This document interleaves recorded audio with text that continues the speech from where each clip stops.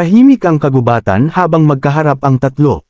Nakatayo ang lalaking may asul na buhok sa itaas ng maliit na burol. Tumingin ito kay Zuo Fan at nagtanong. Tinanong niya kung may mas maganda ka bang paraan. Tumawa si Zuo Fan at sumagot. Sinabi niyang haha, syempre, ito ang dahilan kaya iniimbitahan kitang makipagtulungan sa amin. Tumingin ang lalaking may asul na buhok at nagtanong. Tinanong niya kung gayon ang plano mo ay. Ngumiti si Zuo Fan at lumapit. Mahinahon itong sinabi na kung naniniwala ka sa akin kapatid.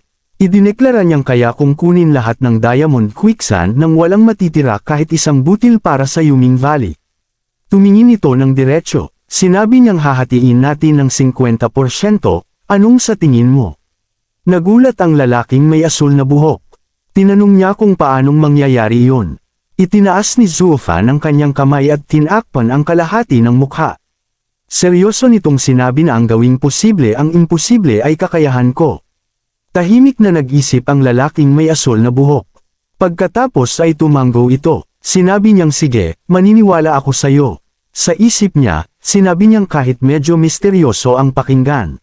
Sa isip niya, idineklara niyang pero iniisip ang killing intent niya kanina. Sa isip niya, sinabi niyang ang kakayahan ng taong ito ay hindi pwedeng maliitin. Tumingin ito kay Zuo Fan. Sinabi niyang sige, ikaw na ang bahala. Ngumiti si Zuo Fan at sumagot. Sinabi niyang magaling. Dagdag pa niya, mula ngayon ay isa na tayong team.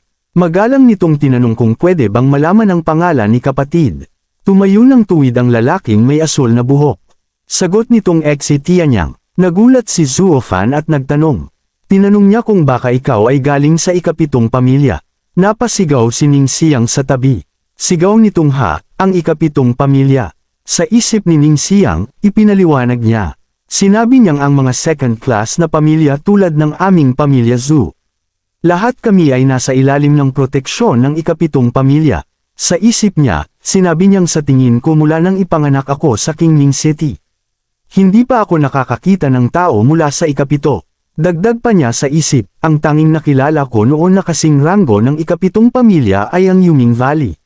Sa isip niya, idineklara niyang ito ang unang beses kung makita ang iba. At ito ay kasing ranggo ng Yuming Valley. Lumingon si Exitian niyang kay Zuo Fan.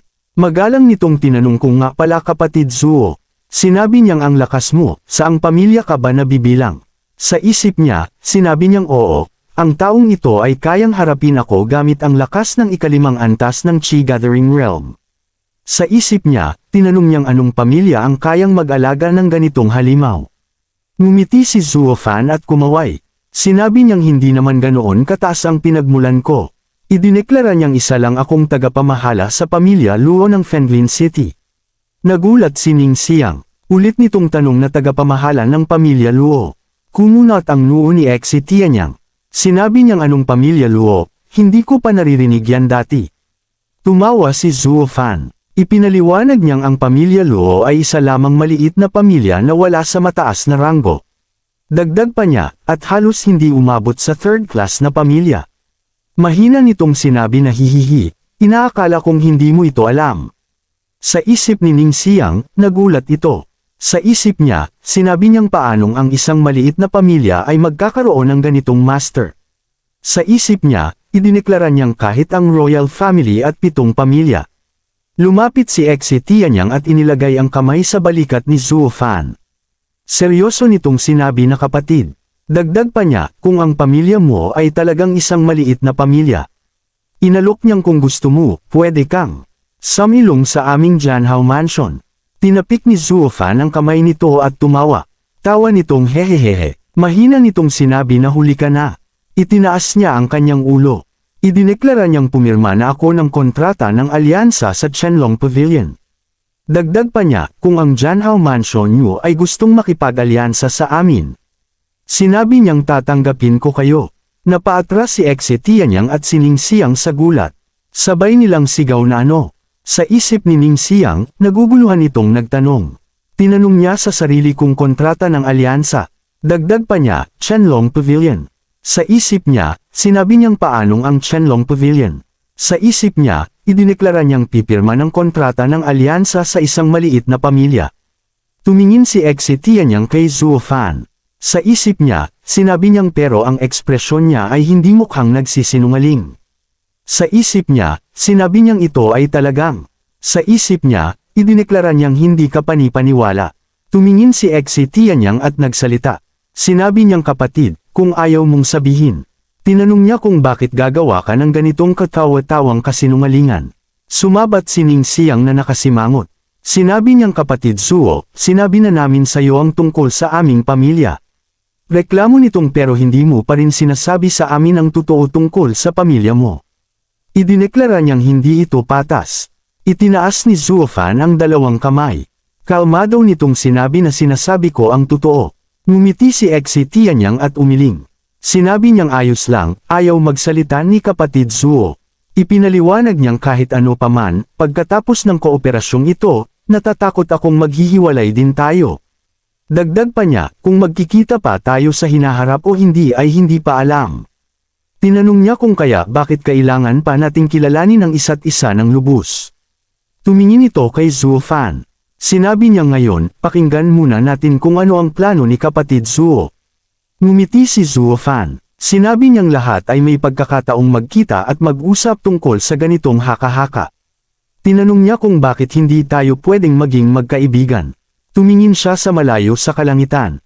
Seryoso nitong sinabi na walang tunay na kaibigan at kaaway sa kontinenteng ito. Idineklara niyang lahat ay ginagabayan ng kapakinabangan. Lumuhad si Zuofan sa lupa at naglabas ng isang malaking bilog na papel. Hawak niya ang isang brush at nagsimulang gumuhit. Tumingin si Exie Tianyang at nagtaka. Tinanong niya kung ito ay. Nakita niya ang komplikadong bilog na may mga simbolo. Nagulat si Exie Tianyang at napasigaw. Sigaw nitong first level array formation. Lumapit ito at tinitigan ng mabuti. Nanginginig nitong sinabi na pero hindi pa ako nakakita ng first level array na tulad nito. Dagdag pa niya, nakakita na ako ng maraming array. Sa isip ni Zuofan habang nagdodrawing, sinabi niyang talagang miyembro siya ng ikapitong pamilya. Sa isip niya, idineklara niyang sa murang edad, alam na alam niya ang array diagram, tulad ni Long Nui. Ngumiti si Zuofan. Sa isip niya, sinabi niyang ito ay isang sinaunang array lamang. Dagdag pa niya sa isip na hindi pa nakikita ng mga tao. Tumingin si Exie Tianyang kay Zuofan na seryoso. Mahina nitong sinabi na ikaw. Sa isip niya, sinabi niyang sigurado, galing ka sa isa sa 7 pamilya. Pagkatapos ay binago nito ang isip. Sa isip niya, idineklara niyang hindi, isa kang royal. Tumingin si Zuofan at hindi lumingon. Kalmado nitong sinabi na sinabi ko na, maniwala ka man o hindi. Dagdag pa niya, pero ngayon ay isa na tayong team. Tumayo ito at ngumiti, utos nitong sumama kayo sa akin. Thank you mga boss. Dito na natapos ang chapter na ta. Stay tuned lang, ini-edit ko pa ang susunod na chapter, like and subscribe para updated kayo sa mga upload natin.